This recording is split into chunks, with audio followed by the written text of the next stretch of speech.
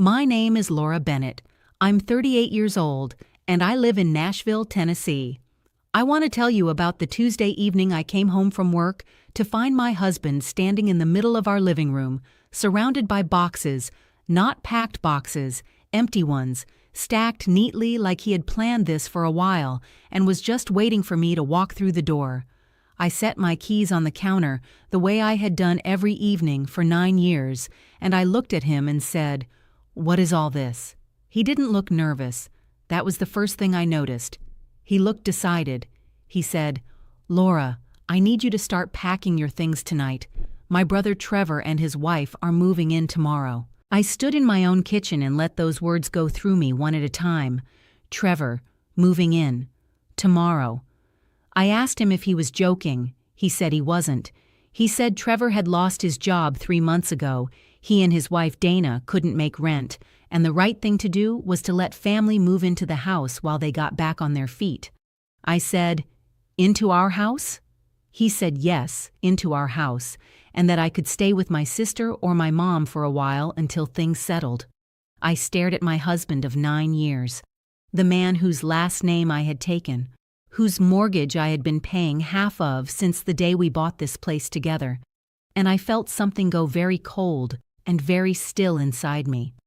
I said, "Ryan, whose name is on that mortgage?" He said it was fine and that we would talk about the details later. I said we were going to talk about the details right now. To understand why that conversation in the kitchen hit me the way it did, you need to understand what this house was to me and how it came to exist. Ryan and I had bought the house on Cloverdale Drive 7 years ago. 3 bedrooms, 2 baths, a backyard with a deck I had designed myself and Ryan had helped build over 2 weekends in October. The down payment had been $47,000.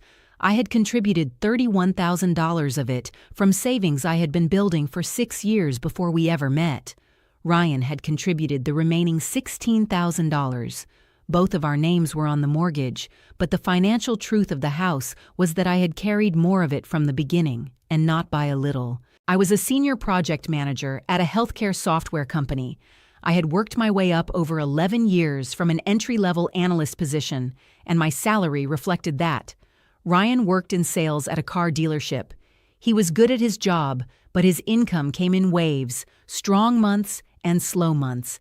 And in the slow months, I had quietly covered more than my half without making a production of it. We had never sat down and formally tallied it up, which I had never felt the need to do, because I trusted my husband. I had believed for 9 years that we were a team.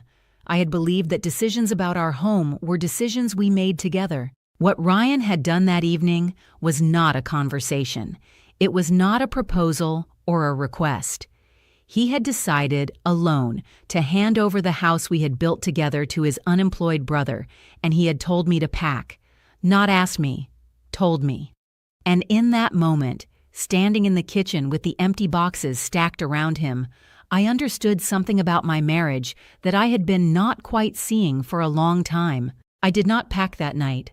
I sat down at the kitchen table and I made Ryan sit across from me, and I had the conversation he had been trying to avoid by handing me boxes and telling me to hurry.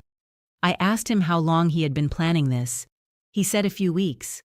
A few weeks. He had been planning to give our house to his brother for a few weeks and had said nothing to me. I asked him why he hadn't brought it up. He said he knew I'd say no, and he had wanted to think it through first. What he meant was he had wanted to get far enough into the plan that backing out would be complicated so that my objection would feel like the disruption rather than his unilateral decision. Ryan had a way of doing this, I was seeing it clearly now, of making decisions and presenting them as settled things so that any pushback from me felt like the unreasonable response rather than the reasonable one. It was something I had noticed in smaller situations over the years and had told myself was just how he processed things, just his personality. Sitting at that table, I understood it was something bigger than personality. It was how he managed me. He said Trevor was family, and family helped family. I said I was also family, I was his wife, and he had made a decision about my home without speaking to me. He said I was being rigid. He said it was just temporary. He said I was making this harder than it needed to be. Then he said the thing that ended my patience for that conversation. He said, "Laura, it's my house too. I get to decide what happens here." I wrote that sentence down in the Notes app on my phone while he was still talking. I wanted to have it exact because I knew it was going to matter later. After Ryan went to bed, I stayed up until 2 in the morning. I was not crying. I was not panicking. I was doing something I had learned to do a long time ago. When situations got complicated, I was organizing information. I pulled up our mortgage documents from the digital folder I kept on my laptop.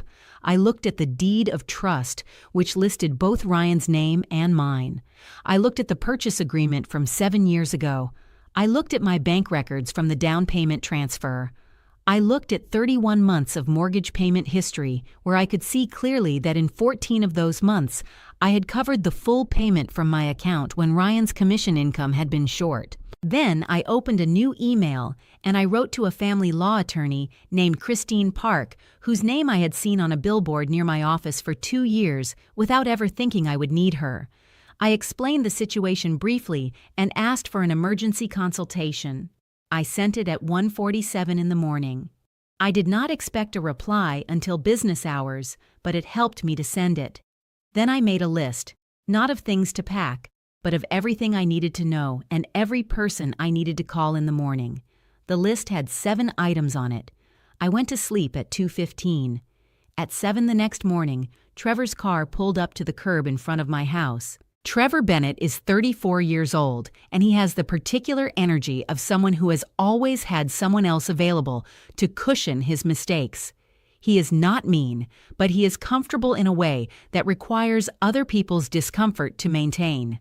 His wife Dana is pleasant and tends to let Trevor lead, which meant she often ended up in situations she hadn't fully agreed to because Trevor had agreed to them for both of them. They pulled up in a truck with a small trailer attached, which told me this was not a casual visit. They had loaded their things. I was standing in the kitchen in my work clothes with my laptop bag on the counter when the doorbell rang. Ryan answered it before I could get there and let them in with the kind of broad, welcoming gesture you make when you are showing someone their new home. Trevor came in and looked around and said, "Man, you guys did good with this place." He clapped Ryan on the shoulder. Dana smiled at me and said, "Laura, we really appreciate this." I said, "Dana, I want you to know that I was not part of this decision." The smile on Dana's face went uncertain. She looked at Trevor. Trevor looked at Ryan. Ryan looked at me with the expression he used when he thought I was embarrassing him in front of people. I said, "I have a call this morning that I need to take privately. Ryan, we'll talk when I'm done." I went into the home office, closed the door, and called Christine Park's office. She had already replied to my email. Her assistant put me through in 4 minutes. Christine Park had been practicing family law in Nashville for 18 years, and she had the particular steadiness of someone who had heard every version of every marital crisis and was no longer shaken by any of it. I laid out the situation in about 10 minutes. She asked me several questions, specific ones, about the deed, the down payment split, the mortgage payment history, and whether Ryan and I had any formal marital property agreement. I answered everything as precisely as I could. She told me 3 things that I needed to hear clearly. First, because both our names were on the deed, Ryan had no legal authority to unilaterally give or rent the property to anyone. A co-owner cannot make a binding property decision without the other co-owner's consent. What Ryan had done by inviting